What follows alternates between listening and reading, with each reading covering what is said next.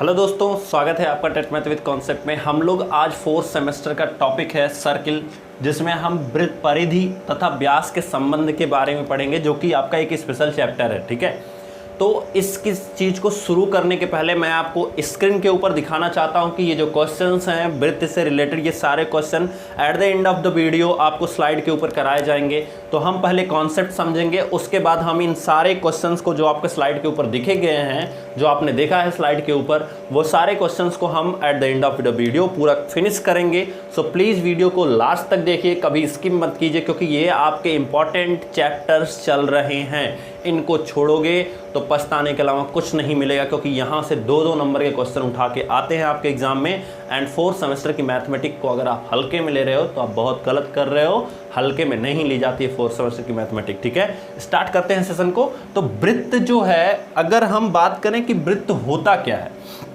तो देखो, बिंदुओं का वह पथ जिसकी किसी निश्चित बिंदु से प्रत्येक बिंदु की दूरी समान हो। ध्यान से समझना, ये एक बिंदुओं का पथ है, मतलब रास्ता है, जिसकी किसी निश्चित बिंदु से, अब ये निश्चित बिंदु जिसका नाम हमने मान लिया कि ये सेंटर है, सो दैट्स वाई उसको हमने सी मान लिया। ठीक है, अब निश्चित बिंदु से प्रत्येक बिंदु की जो दूरी होती है वो समान होनी चाहिए। जैसे इस वाले अगर हम बिंदु की बात करें, मान लो ये ए हमने ले लिया, तो सी से ए तक की जो दूरी है वही दूरी सी से बी तक की होनी चाहिए, और वही दूरी सी से डी तक की होनी चाहिए। तो मैंने क्या बताया कि बिंदुओं का वह पथ जिसकी किसी निश्चित बिंदु से सदैव दूरी क्या हो, समान हो, प्रत्येक बिंदु तक की दूरी क्या हो, समान हो, उसे हम क्या कहते हैं, वृत्त कहते हैं। याद रखना, अगर आप नहीं देखे हो तो आप लिख लो इस परिभाषा को। ठीक है, उसके बाद क्या होता है कि जब ये चीजें आपकी बन गई, अब इन्हीं में जो बिंदुओं का पथ है, ये जो बिंदुओं का पथ है,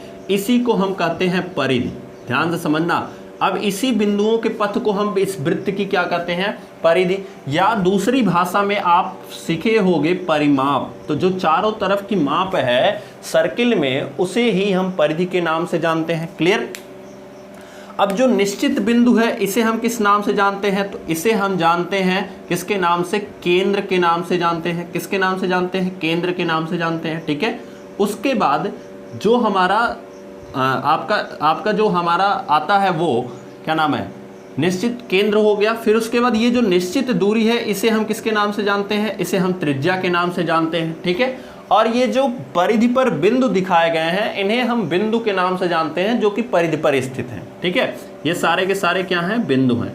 ठीक, अब क्या होता है कि जब मान लो एक बिंदु यहां पे हमने पी ले लिया, जब कोई दो बिंदु, ध्यान से समझना, वृत्त पर स्थित जब कोई दो बिंदु, मैं किसकी परिभाषा बता रहा हूं, व्यास की। ठीक है, तो जब वृत्त पर स्थित कोई दो बिंदु मतलब ए और पी को ही ले लो। ठीक है, एक दूसरे से आपस में इस प्रकार मिलते हों कि उनसे गुजरने वाली रेखा या उनको मिलाने वाली रेखा वृत्त के केंद्र से होकर जाती हो। जैसे मान लो अगर ए से पी को मैंने मिलाया, तो ये इस प्रकार मिल रहे हों कि इनको मिलाने वाला जो रेखा खंड है वो वृत्त के केंद्र से होकर जाता हो, तो इस प्रकार के रेखा खंड को ही हम क्या कहते हैं, व्यास कहते हैं। तो इस प्रकार के रेखाखंड को हम क्या कहते हैं, व्यास कहते हैं। तो आपको समझ में आ गया होगा, आई होप, परिधि और व्यास क्या होता है, कैसे होता है, वो मैंने आपको पूरा क्लियर समझाया। अब हम आते हैं अपने परिधि तथा व्यास के संबंध के ऊपर। तो परिधि तथा व्यास के संबंध के बारे में अगर हम बात करें दोस्तों, तो हमारी परिधि का फार्मूला क्या होता है, बहुत ध्यान से देखना, बहुत अच्छा रिलेशन होता है यहाँ पे, और बहुत इंपॉर्टेंट चीज है, आपसे पूछा भी जाता है। परिधि बराबर फार्मूला क्या होता है, 2πr। क्लियर? बहुत ध्यान से समझना। अब यहाँ पे इसको हम ये भी लिख सकते हैं, पाई मल्टीप्लाई बाई 2r। किसके बराबर है, ये परिधि के बराबर है। अच्छा, अभी देखो पाई को ऐसे ही रहने दो। अब ये जो 2r है, देखो ये जो सेंटर से लेके इस पॉइंट तक की दूरी होती है, इसे ही हम त्रिज्या कहते हैं, जिसे हम स्मॉल r यानी रेडियस से रिप्रेजेंट करते हैं। किससे रिप्रेजेंट करते हैं, रेडियस से रिप्रेजेंट करते हैं। ठीक है, अब जब एक बार ये यहाँ से स्मॉल r यहाँ तक हो गई, तो यही लेंथ तो ये भी है, इसलिए ये भी कितनी हो गई, स्मॉल r। अगर हम P से लेके A तक की बात कर लें, तो इसे ही हम टोटल क्या बोलेंगे, 2r बोलेंगे, 2r। और इसी को मैंने क्या बताया आपको, व्यास कहते हैं। तो मतलब 2r को हम क्या कहते हैं, व्यास कहते हैं। सो दैट्स वाई इस 2r की जगह पे हम क्या लिख सकते हैं, व्यास लिख सकते हैं। ठीक है, अब देखो ये जो व्यास है ये यहाँ गुणा कर रहा है, क्या कर रहा है, इधर गुणा कर रहा है, इसको इधर भेज दो तो ये भाग करेगा, यानी ये हो जाएगा परिधि बटे व्यास। अभी ये खत्म नहीं हुआ है, अभी बहुत अच्छे अच्छे रिलेशन मिलेंगे, इज इक्वल्स टू पाई के। ठीक है, तो ये आपका होता है परिधि और व्यास का संबंध, जो किसके बराबर होता है, पाई के बराबर होता है। अच्छा, अब आप लोग तो जानते ही होंगे, आप लोग इतने होशियार हो कि परिधि को हम सरकमफ्रेंस कहते हैं। ठीक है, सरकमफ्रेंस कहते हैं, तो इसीलिए हम इसे सी से भी रिप्रेजेंट करते हैं। ठीक है, और व्यास को हम क्या कहते हैं, डायमीटर कहते हैं। क्या कहते हैं, डायमीटर कहते हैं, इसलिए इसको हम डी से रिप्रेजेंट करते हैं। ठीक है, और ये किसके बराबर मिला है आपको, पाई के। अच्छा, पाई का मान कितना होता है, तो कुछ लोग कहेंगे सर 22/7 होता है, और कुछ लोग कहेंगे सर 3.1416 होता है। ये मान किसने दिया था, आर्यभट्ट ने दिया था। कभी किसी दिन हम पाई पे डिस्कस करेंगे, काफ़ी डीप में चर्चा करेंगे, तो मैं आपको बताऊंगा कि पाई का इतिहास क्या रहा है, उस समय मैं आपको बताऊंगा। अभी बस आप इतना जानो कि ये मान किसने दिया था, आर्यभट्ट ने दिया था।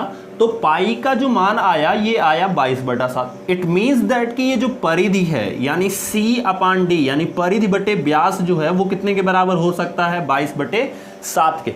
इसका मतलब क्या हुआ कि अगर किसी भी वृत्त की परिधि 22 है, बिल्कुल ध्यान से समझना, अगर किसी भी वृत्त की परिधि कितनी है, 22 सेंटीमीटर की है, तो विथ गारंटी उस परिधि का जो व्यास होगा वो कितना होगा, 7 सेंटीमीटर का होगा।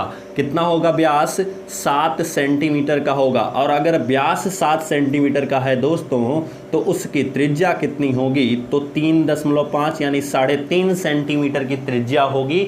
और याद रखो, अगर इस रेशियो से, मतलब अगर मैं इसमें ऊपर भी 2 से गुणा करा दूं, नीचे भी 2 से गुणा करा दूं, तो आपको मिलेगा 44/14। मतलब अगर किसी भी वृत्त की परिधि 44 है तो उसका व्यास कितना होगा, 14 होगा। ये क्यों पढ़ाया जाता है, क्योंकि कभी कभी आपके एग्जाम में डायरेक्ट पूछता है, ध्यान से समझना, कि कभी कभी आपके एग्जाम में डायरेक्ट पूछेगा कि एक वृत्त की परिधि 88 सेंटीमीटर है। कितनी है, 88 सेंटीमीटर है, तो उसकी त्रिज्या बताओ। तो हम तो फार्मूले पे रख के लगाते हैं ना, लेकिन अब नया तरीका देखो, इस 22 में कितने से मल्टीप्लाई किया गया था, 4 से ना, कितने से, 4 से। 22 चौको कितना हो जाएगा, 88, तो इसमें भी 4 से गुणा करा दो, तो ये कितना हो जाएगा, 28। ठीक है, बट ये जो 28 है ये हमारा क्या है, व्यास है, तो हमारी त्रिज्या कितनी हो जाएगी, तो त्रिज्या जो हमारी होगी वो हो जाएगी 14 सेंटीमीटर। सो दैट्स वाई हम यहाँ से डायरेक्ट आंसर बता सकते हैं 14 सेंटीमीटर, और लिख सकते हैं चूंकि C/D यानी परिधि बटे व्यास बराबर 22/7 एंड मल्टीप्लाई बाई 4, यहाँ से हम इस चीज़ को प्रूव करके दिखा सकते हैं। तो ये था परिधि और व्यास का संबंध, जो कि आपके सामने रखा गया है। परिधि बटे व्यास बराबर पाई के होता है, पाई का मान 22/7 होता है, और 22/7 का मान 3.1416 एंड सो ऑन ऐसे होता है, डायरेक्ट आगे। बट आर्यभट्ट ने इसे 4 अंकों तक लेने के लिए कहा था, इसलिए मैंने आपको बताया कि 3.1416 जो मान है वो किसने दिया था, वो आर्यभट्ट ने दिया था। तो बाकी सारी चीज़ों को हम अपनी स्लाइड पे पढ़ते हैं दोस्तों। हम अपना क्वेश्चन आंसर देखते हैं। स्लाइड के ऊपर दिया गया है पहला क्वेश्चन, एक वृत्त की त्रिज्या 5.2 सेंटीमीटर है, उसके व्यास की माप क्या होगा। तो देखो ध्यान से समझो, रेडियस यानी त्रिज्या को हम r से रिप्रेजेंट करते हैं, और अगर r का मान 5.2 सेंटीमीटर है, व्यास बराबर फार्मूला अभी मैंने थोड़ी देर पहले बताया, तो उसका क्या होता है, तो वो होता है 2r। It means that 2 multiply by r। r की वैल्यू कितनी है, 5.2, तो रख दो यहाँ पे 5.2। अब गुणा कराओगे तो आपका आ जाएगा 2 दूना 4 और 5 दूना 10। इसका मतलब आंसर हमारा कितना आ गया, 10.4 सेंटीमीटर हमारे उस वृत्त का क्या हो जाएगा, व्यास हो जाएगा। अगला सवाल दिया गया है 3 सेंटीमीटर त्रिज्या का एक वृत्त खींचिए, इसकी परिधि की माप ज्ञात कीजिए। देखो 3 सेंटीमीटर त्रिज्या का जो वृत्त खींचना होगा वो आपको खुद से सीखना होगा, आपको 3rd सेमेस्टर में सिखाया गया होगा। अगर नहीं सिखाया गया होगा कोई बात नहीं, मैं आपको 3rd सेमेस्टर की सेशन में ज़रूर से ज़रूर बताऊंगा। तो 3 सेंटीमीटर त्रिज्या यानी हमारी रेडियस कितने की है, 3 सेंटीमीटर की है। और आपसे पूछा गया है परिधि, तो परिधि बराबर फार्मूला क्या होता है दोस्तों, तो परिधि बराबर फार्मूला होता है 2 pi R. It means that 2 multiply by pi ऐसे ही रहने दो, आर का मान कितना है 3 है, तो ये हो जाएगा 6 पाई। या अगर आपको पाई का मान रखना है तो आप लिख सकते हो 6 गुणे 3.14, इसका गुणा करा करके जो आंसर आएगा उतने सेंटीमीटर हमारे क्या हो जाएगी, परिधि हो जाएगी। जो कि मैंने आपको बताया कि सर्कमफ्रेंस का मतलब होता है ये चारों तरफ की जो डॉटेड चीज़ें होती हैं इसे हम परिधि बोलते हैं। इस एक निश्चित बिंदु से यहाँ तक की दूरी को हम रेडियस बोलते हैं। क्लियर। अब लिखा गया है अच्छा सवाल, एक वृत्ताकार तालाब का परिमाप। मैंने आपको पढ़ाते समय शुरू में ही बताया था कि परिधि और परिमाप वृत्त के लिए एक ही चीज़ होती है। जैसा कि परिमाप यहाँ दिया गया है, इसका मतलब हम यहाँ से निकालेंगे परिधि से। तो इसकी जो परिधि दी गई है तालाब की वो कितनी दी गई है, 132 मीटर की परिधि दी गई है। ठीक है, मान लो ये आपका एक तालाब है और इसके चारों तरफ की ये जो डिस्टेंस है यही कितनी है, 132 मीटर की है, तो वो हमें मिल गई। फिर लिखा गया है इसका व्यास क्या होगा, तो आप बताओ परिधि बराबर फार्मूला क्या होता है, तो परिधि बराबर फार्मूला होता है 2 पाई आर बराबर कितने के, 132 के। अच्छा, अभी थोड़ी देर पहले हमने पढ़ा था कि व्यास क्या कहते हैं, व्यास को हम 2r कहते हैं। इसका मतलब हम इसको लिख सकते हैं 2r multiply by pi is equals to 132। अब एक चीज़ ध्यान जरा दो कि 2r को हम क्या कहते हैं, व्यास कहते हैं, तो यहाँ व्यास ऐसे ही रहने दो। ठीक है, and multiply by pi is equals to 132। अब इसी व्यास का मान निकालना है तो पाई को इधर भेज देते हैं, तो व्यास इज इक्वल्स टू क्या हो जाएगा, व्यास बराबर हो जाएगा 132 बटा पाई। और पाई का मान कितना होता है, अब देखो यहाँ पे 3.14 मत रखो, आपके 22/7 से भी काम चल जाएगा। तो 132/22/7, ये 7 ऊपर चला जाएगा तो ऊपर हो जाएगा 132 गुणे 7/22, और 22 से 132 को काटोगे तो 6 बार में जाएगा, और 7 छः कितना हो जाएगा, 42 सेंटीमीटर। यानी कि जो हमारा व्यास होगा, यानी कि कह सकते हो कि वृत्त के एक स्थान से दूसरे स्थान तक की ऐसी रेखाखंड जो कहाँ से होकर गुजरती हो, सेंटर से होकर गुजरती हो, तो इसे हम क्या कहते हैं, व्यास कहते हैं। और यही जो व्यास होगा ये कितने का होगा, तो ये हमारा होगा 42 सेंटीमीटर का। ठीक है, अगला क्वेश्चन देखते हैं हम लोग। तो हमारा अगला सवाल दिया गया है, वृत्ताकार पार्क की त्रिज्या कितनी है, 10 मीटर की है। जैसा कि यहाँ पे आपको दिखाया जा रहा है, त्रिज्या कितने की है, 10 मीटर की है। इसके बाहर 2 मीटर चौड़ा रास्ता है, यानी ये जो चौड़ाई है रास्ते की ये कितनी है, 2 मीटर की है। याद रखो इस चीज़ को, 2 मीटर की है। इसका मतलब अगर यहाँ से अगर हम एक बिंदु लेते हैं O और यहाँ पे एक बिंदु लेते हैं A, तो O से लेके A तक की जो लेंथ हो गई वो कितनी हो गई, 10 मीटर। लेकिन अगर A से लेके एक बिंदु हम यहाँ B ले लेते हैं तो A से लेके B तक की जो लेंथ है ये कितने की हो रही है, 2 मीटर की हो रही है, क्योंकि यही लेंथ तो है। तो इसका मतलब अगर हम O से लेके डायरेक्ट B तक की बात करेंगे, ध्यान से समझना, अगर हम OA की बात करें तो ये हमारा कितना हो गया, 10 मीटर। अगर हम बात करें AB की, बिल्कुल ध्यान से देखते रहो, चित्र को समझ में आएगा, तो ये हमारी हो गई 2 मीटर।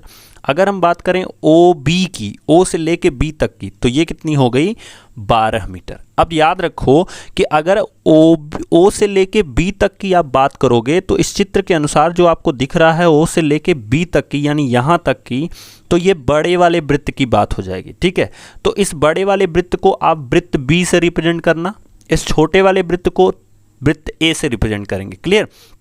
अब हम आगे बढ़ते हैं। लिखा गया है, इस वृत्ताकार मार्ग का बाहरी परिमाप ज्ञात करो। तो बाहरी परिमाप मतलब होता है कि ये जो मार्ग है इसका बाहरी परिमाप मतलब ये वाला साइड आपको पता करना है, ये बड़े वाले वृत्त के बाहर की। तो जब मैंने कहा बड़े वाले वृत्त की, यानी हम B से रिप्रेजेंट करेंगे, यानी वृत्त B का परिधि बताना है। वृत्त B की क्या बतानी है, परिधि, क्योंकि बाहरी परिमाप मतलब होता है कि वृत्त का हमें वृत्त B वाले के बताना होगा। ठीक है, तो इसका फार्मूला क्या होता है, 2 पाई आर। अब ध्यान से समझो कि 2 पाई का मान कितना हो गया, 22/7, एंड आर कितना आ रहा है, तो ये जो आर है जब हम वृत्त B की बात करेंगे तो उसकी त्रिज्या जो होगी वो 12 मीटर की होगी। ठीक है, उसकी त्रिज्या कितने की होगी, 12 मीटर की होगी। क्यों होगी, क्योंकि देखो 10 मीटर यहाँ है ही, 2 मीटर और जब जोड़ेंगे तब तो लेके ये O से लेके यहाँ तक B तक होगा, तो इसलिए हमें ध्यान देना है कि जो त्रिज्या होगी वो इतने की होगी। अब इसको सॉल्व करके आंसर लगाना आपका काम है। हम लोग नेक्स्ट क्वेश्चन अपना देखते हैं। तो अगला सवाल दिया गया है, एक वृत्त का व्यास 14 सेंटीमीटर है, उसकी परिधि क्या होगी? तो परिधि बराबर आपको फार्मूला आना चाहिए, सरकमफ्रेंस बोलते हैं, मैंने आपको शुरू में बताया। Then 2 pi R, 2 multiply by pi का मान होता है 22/7, आर का मान होता है 14 दिया गया है, व्यास दिया गया है 14, इसका मतलब त्रिज्या कितनी हो जाएगी? 7 हो जाएगी। तो हम यहाँ से 14 को हटा देते हैं, ठीक है। तो इस तरह से हमारी त्रिज्या कितने की हो गई? 7 की हो गई, ठीक है।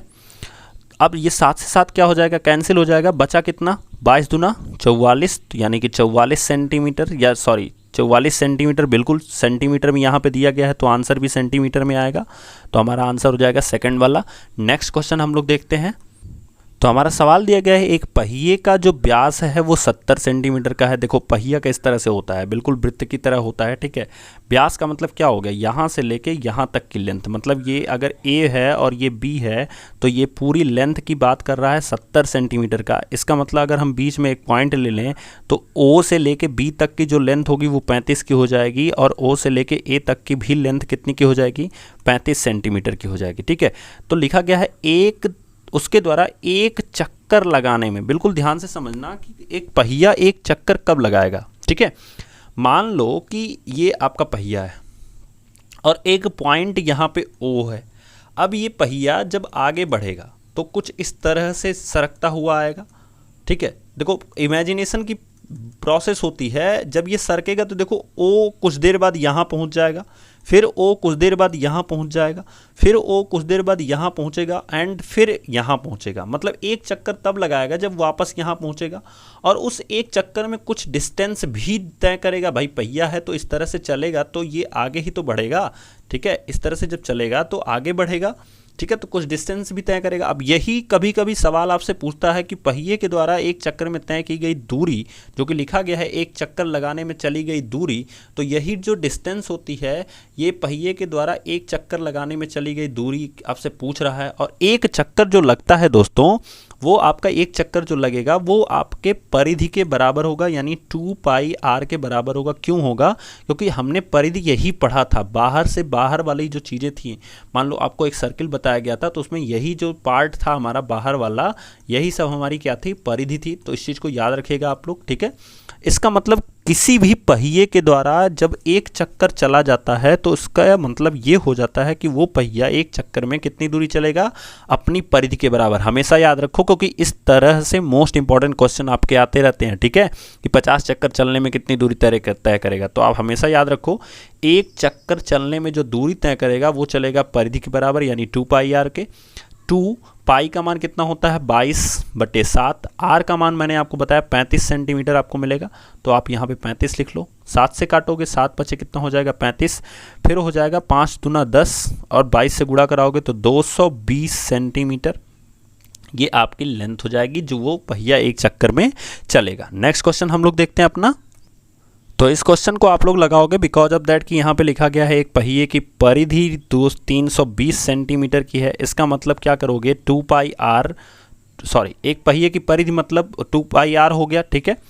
अब लिखा गया पहिए द्वारा 5 चक्कर सड़क पर लगाने में कितनी दूरी तय करनी पड़ेगी। अभी हमने पढ़ा कि पहिया जब एक चक्कर लगाता है तो वो एक चक्कर में अपनी परिधि के बराबर दूरी तय करता है। तो इसका मतलब एक चक्कर में 320 सेंटीमीटर चलेगा, तो 5 चक्कर में 5 से इसमें गुणा करा देना, जो आपका आंसर आएगा उसको मीटर में चेंज कर लेना तो आंसर मिल जाएगा, ठीक है। फिर लिखा गया है एक वृत्त की परिधि 11 सेंटीमीटर की है। परिधि मतलब 2 पाई आर जो है वो हमारी कितने की है? 11 सेंटीमीटर की है। उसकी त्रिज्या आपको बतानी है तो आप बहुत सिंपल सा काम कर लो। 2 पाई आर बराबर आपको कितना मिला है? 11। 2 पाई का मान कितना होता है? 22/7 गुणे आर बराबर 11 के। अब देखो 7 यहाँ क्या कर रहा है? भाग कर रहा है। इधर भेजोगे तो क्या करेगा? गुणा करेगा। देन आर बराबर हो जाएगा 11 गुणे 7। बाकी दोनों यहाँ गुणा कर रहे हैं, तो जब इधर आएंगे, इस साइड आएंगे, इस साइड, तो यहाँ पे भाग करेंगे तो ये हो जाएंगे 2 गुणे 22। अब इसको काट लो तो 11 दूना कितना हो गया? 22। तो बचा कितना? 7/4, और 4 से जब भाग दोगे तो 4 एकम 4, और ये हमारा आंसर हो जाएगा 1.75। तो हमारा आंसर हो जाएगा 1.75। नेक्स्ट क्वेश्चन हम लोग देखते हैं। तो ये कुछ क्वेश्चन हैं जो आपके क्षेत्रफल से संबंध रखते हैं, इनके बारे में आपको खुद से लगाना है।